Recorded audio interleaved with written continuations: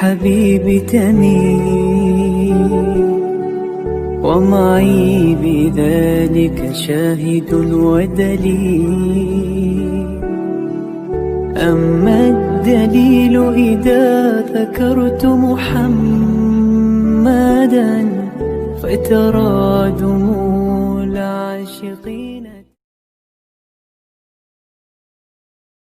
Kenapa ilmu itu harus digugat? Karena selain masalah usuluddin, ya selain masalah usuluddin dan hal-hal yang mujma' alaih atau muttafaq alaih dalam fikih itu memang potensinya tidak. Asal yang gugat orang alim loh ya, jangan sekedar dosen ora iso ngaji lho.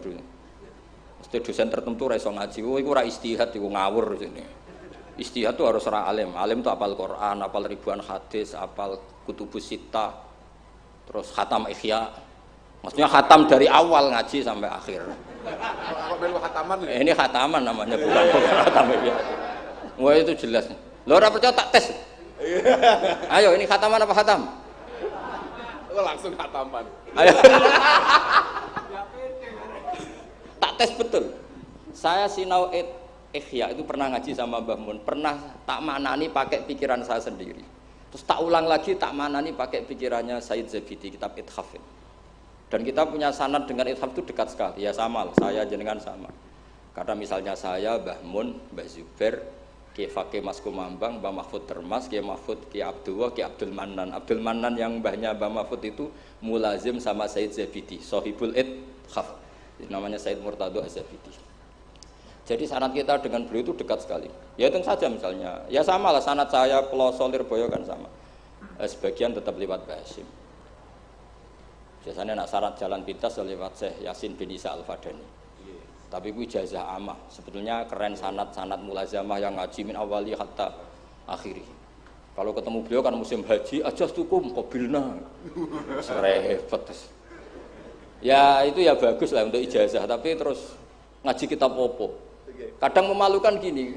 Misalnya di pondok ngaji be Ustadz Iqbal Jurumiyah, Imriti sama Ustadz Nasor Imriti. Karena kenal Syekh Yasin bin Isa, mosok Jurumiyah ngaji be Syekh Yasin, nek sakake Syekh Yasin. Sanad Jurumiyah konti, kok Syekh Yasin. Kebayang enggak Syekh Yasin maca Jurumiyah? Mergo ape ngaku muni sanate ning ndi? Ning Ustadz Iqbal. Ustadz Iqbal saiki alumni pondok ngojek. Sing murid dadi kiai. Yang muridnya dadi kiai kan isin nak sanate tok Ustadz Iqbal karena jadi ustadz zaman di pondok pulang sudah ada jadi. Menurut saya itu keangkuhan, harus kita sebut. Saya dulu ngajinya sama Ustadz Iqbal. Meskipun sekarang sudah ada ustadz tapi ngajinya sama Ustadz Iqbal. Karena langsung bilang saya Yasin. Yang percaya siapa? Kebayang enggak saya Yasin ngorek Jurumiyah? Enggak kebayang enggak saya Yasin? Sesuai kamu ijazah mabadik fikih juga sama saya Yasin. Sesuai primbon juga sama saya Yasin. Boyo orang itu punya akhlak sidik lah. Bang Qabilna gak ngerti ijazah apa. Ijazah apa ya, iya. Pokoknya acarane ruame ngono tok kenangan. Dikai mangan ngono tok kenangane. Itu lebih buruk lagi.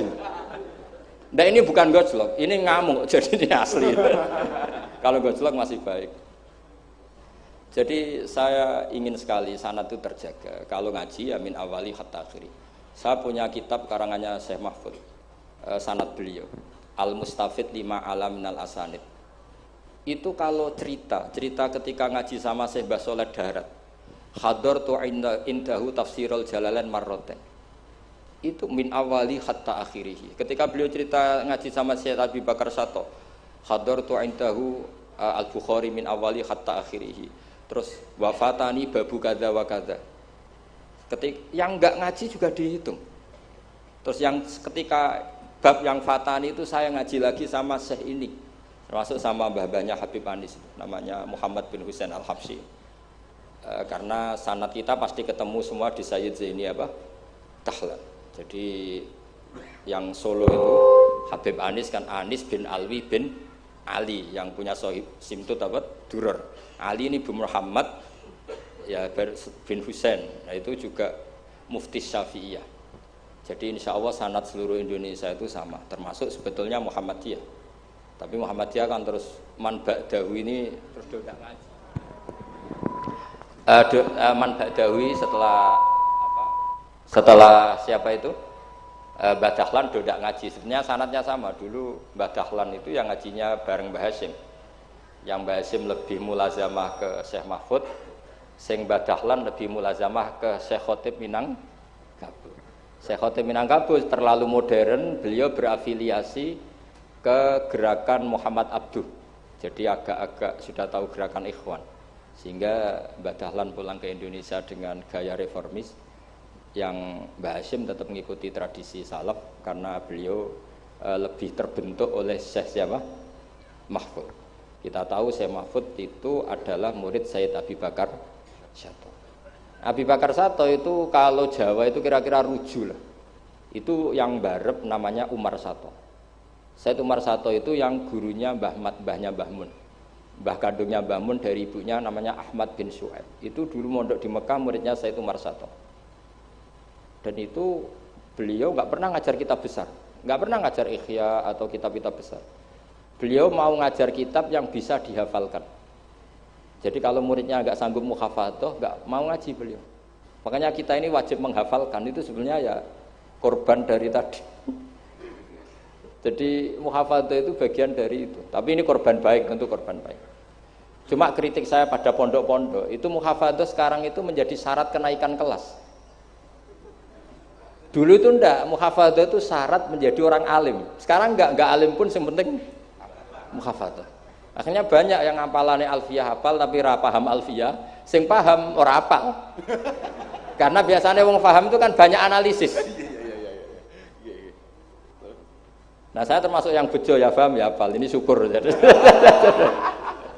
Tapi saya harus lebih syukur Gus Kausar. Karena tadi wis paham apa yang ngaji abe aku, jadi ini masih kalah saja. Saksinya banyak lagi pas ngaji. Dulu Gus Kausar pas di dalamnya Bamun bilang saya gini, Gus kalau pengen ngaji dengan saksinya mau sitok, ini pas aku ngaji dia saksinya wakil. Jadi untung beliau di bangsa. Tapi tidak apa-apa, saya ikhlaskan itu bahasa saya aman. Ilmu itu harus dikritik, sehingga dulu ulama itu biasa tadi, saya contohkan dari Alfiyah ya, karena yang identik dengan Mbah Jazuli. Ibnu Malik itu muridnya Imam Sakhawi, beliau ahli qiraah sab'ah. Imam Sakhawi itu muridnya Imam Syatibi. Kita tahu Imam Syatibi terkenal sekali dalam dunia sab'ah. Kan Nawawi fil fikhi kira-kira. Karena yang bisa menerjemahkan sab'ah populer itu Imam siapa? Syatibi, yang punya karangan Khirzul Amani. Saya pernah belajar kitabnya khatam. Sehingga Ibnu Malik itu terbentuk oleh qiraah sab'ah. Sehingga kalau beliau mengatakan fin nazmi wan nasris sahihi musbata, teori saya itu bisa dibuktikan baik dalam syair, maksudnya nazam di situ adalah syair, wan nasris sahih. Nasir sahih artinya qiraatu Abi Amrin. Karena qiraatu Ibnu Amrin itu mengatakan wattaqullaha alladzi tasaaluna bihi wal arhami.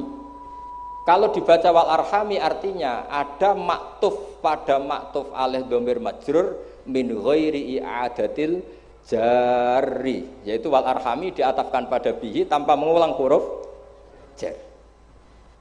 Tapi jumhur tentu lebih keren karena jumhur mengikuti qiraah masyhurah wattaqullaha alladzi tasaaluna bihi wal arhama. Jadi jumhur memang bacanya wal arhama diatafkan ke Allah, bukan diatafkan ke bihi.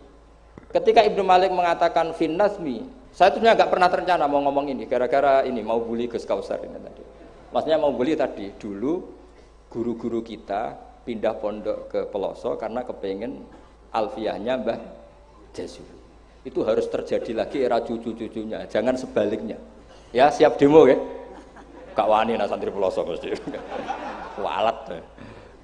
Ndak ini ngeritik yang membangun. Jadi Ibnu Malik karena cucu murid sama Imam Syatibi itu dia ahli qiraah sab'ah. Sehingga bacaan-bacaan di sab'ah itu yang menjadi dalil beliau ketika punya rumus nahwu. Termasuk beliau meyakini bahwa seperti itu ada, yaitu fin nazmi wan nasris sahih. Maksudnya nasrah itu qiraatu Abi Amrin atau ba'dul qurra as-sab'ah membaca apa? Wattaqullahallazi tasaaluna bihi wal arhami, bukan wal arhama dalam qiraah itu. Sehingga sebetulnya kalau bicara sanad itu tidak ada ilmu yang asing. Ya tadi karena bapak saya hafid, bapak saya ini teman abahnya ini. Bapak saya dulu akrab sama Gus Mek, Gus Dah. Beberapa kali putranya Gus Dah lahir itu yang semaan bapak saya. Bapak saya itu hafal Quran. Makanya saya ketiban barokah beliau, saya juga ngapalkan Quran mulai kecil. Terus saya sambil ngaji di sarang, jadi saya termasuk wong bejo.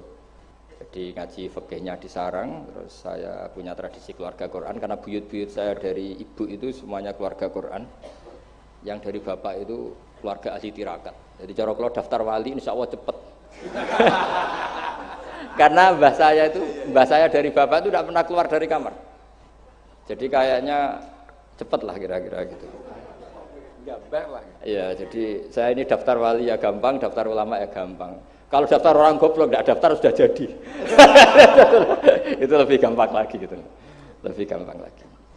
Saya teruskan menyangkut teori ilmu. Saya sering guyon di mana-mana dan ini nyata. Dulu itu pernah seorang ulama meragukan, jangan-jangan benar-benar cengkeh itu pewangi. Buktinya kalau bikin kue itu dikasih cengkeh supaya tambah wangi. Pertanyaannya sekarang fikih, kalau cengkeh itu pewangi, berarti orang rokok pas ikhram itu bayar dam. Karena pakai apa? Pewangi.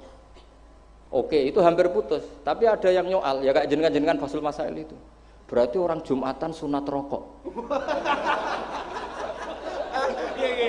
Karena itu pewangi kan gitu. Jadi silahkan imamnya ya rokokan, makmumnya. Wah ini kan at-tatayyub yaumal Jum'ah. Wah itu bisa celaka itu. Barokahnya penggugat itu, fatwa itu di-cancel. Udah usah. Batal, kacau semua. Artinya debat itu penting. Debat itu penting. Karena orang akan tahu. Makanya Alfiyah dari awal sudah memaklumatkan fa'iqatan Alfiyah tabnimuti. Karena ilmu itu setelah digugat, itu kelihatan salahnya. Yang paling masyhur dalam usul fikih misalnya. Ini saya ngomong kelas A karena hormat sama santri Al-Falah, apalagi ini katanya peserta Fasul Masail. Nara fahmi kebuangan. Sampean enggak usah tersinggung, biasa saja, ini kan ranah ilmu. Ya nak mbak-mbak boleh, wong itu oleh tersinggung, wong lanang ra oleh. Biasa wong itu tersinggung, wong lanang kebablasan. Notabene dalam usul fikih atau dalam hukum fikih itu kan hukum yang wajib, haram, mubah dan sebagainya. Itu banyak ulama yang mengatakan mubah itu tidak ada. Padahal mubah itu terkenal sekali, tapi sebagian ulama mengatakan mubah itu tidak ada. Kenapa tidak ada? Ya karena setiap orang melakukan mubah pasti bersamaan dengan itu tarkul haram. Misalnya tidur itu mubah, padahal pas tidur tidak zina, tidak maling, tidak korupsi, tidak demenan, tidak macam-macam. Berarti tidur itu mubah apa tarkul haram? Tarkul haram wajib apa mubah? Wajib. Berarti turu? Waduh. Potongan-potongan ini untuk ijazah rusak. Natijahnya gambar. Di situ jelas, sampean kalau nggak percaya cari di Lubul Usul itu. Alasannya Al-Ka'biyah itsma min mubahin illa wa yatahaqqaqu bihi tarku haramimma. Sama siapa takbirnya? Tidak ada sesuatu yang mubah kecuali saat Anda lakukan pasti banyak keharaman yang Anda tinggalkan. Fa yatahaqqaqu bisukun tarkul qatli wa bisukut tarkul qadzaf. Orang diam artinya agak bunuh orang. Orang tidur artinya tidak ngerasani orang. Watarkul haram wajib, fal mubah wajib. Ternyata akhirnya yang hukum mainstream bahwa mubah itu ada dirubah, wal mubah min haitsu dzatuh, ditambahi min haitsu dzatuh. Karena kalau min haitsu atharul mubah adalah wajib karena terjadi tarkul haram. Itu barokahnya gugatan, akhirnya wal mubah min haitsu dzatuh. Ya umumnya mas saya sarang baca min haitsu dzatuh karena masih ngikuti kaul as-shah, kalau haitsu wajib butuh pada jumlah. Tapi kalau ada yang baca min haitsu dzati anggap ae wong pinter. Mergo roh kaule nak haitsu le mudhof ning mufrad, ya anggap ae wong pinter. Utawa pancen ra iso. Ya utawa ketepaan ya, tadi tidak tahu saya. Jadi ini santai-santai saja, sampean dendam ya boleh karena saya gojlok. Tapi saya berhak lebih dendam karena saya jauh-jauh dari kesini untuk ngaji sama sampean gak matur nuwun kebablasan. Padahal saya sesuk harus ngaji di Sedan. Nah kembali ke Sayyid Umar Sato. Sayyid Umar Sato ini punya murid namanya Ahmad bin Syu'aib. Yang akhirnya Mbak Ahmad ini punya putri namanya Mahmudah, terus punya putra Mbah Mun. Mbak Ahmad Syu'aib ini punya cucu namanya Hamzah Sato yang besok saya ngaji. Jadi biasanya ngaji di Sedan itu hanya dua. Yang khataman Quran saya, yang ngaji pengajian umum Mbah Mun. Mulai dulu ya zaman bapak sama Mbah Mun, sekarang saya sama Mbah Mun. Sudah ada mungkin 14 tahun saya bareng Mbah Mun. Yang ngaji Qur'annya saya, yang ngaji pengajian umum Mbah Mun. Tapi kalau besok karena Mbah Mun sudah wafat, intaqala ila rafiqil a'la, saya mungkin sama Gus Wafi atau sama siapa. Said Hamzah ini juga yang Hamzah bin Abdullah bin Umar. Sehingga sanad di daerah saya itu benar-benar jadi sanad yang luar biasa dekat dan bahkan jadi sanad dan ahwalian, bukan sekedar sanad seperti untian mutiara atau untian, tapi memang sadi perilaku. Sampai guyonannya itu orang alim nara setengah hafal i'anah. Orang alim nara pati setengah hafal. Karena i'anah ini dibawa cucunya ke Sedan, ke Sarang, ke Naruan. Bahkan Said Hamzah itu sering tidur di rumah saya dulu. Karena ya temannya buyut saya, temannya buyutnya Gus Akhwas, temannya, karena Hamzah itu bin Abdullah bin Umar. Said Umar ini kakaknya sekaligus gurunya Said Abi Bakar, satu sohibul i'anah. Jadi makanya saya ketemu jenengan ya pede saja. Buyut-buyutku koncone sing ngarang kitab. Lagi putu padha ra iso ngarange lah. Tapi suatu saat insya Allah punya karangan, nggih tunggu mawon. Ojo karangan